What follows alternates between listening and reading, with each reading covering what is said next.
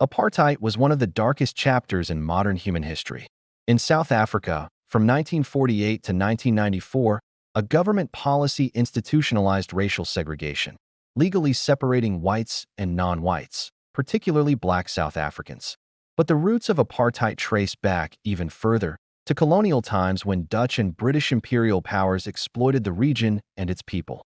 In 1913, the Native Land Act became one of the earliest legal attempts to marginalize black South Africans, allocating over 90% of the land to the white minority.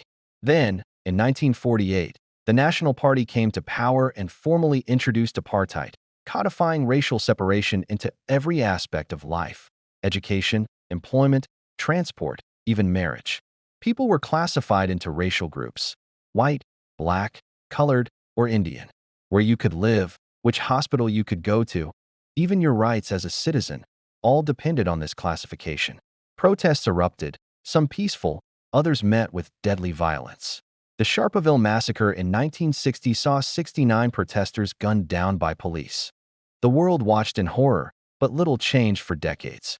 Leaders like Nelson Mandela emerged from the resistance, enduring 27 years in prison for daring to imagine a free and equal South Africa.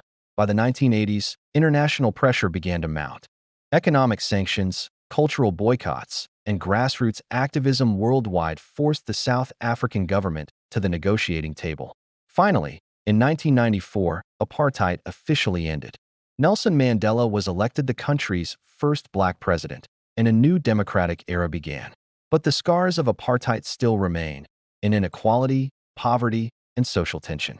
The story of apartheid is not just South Africa's past.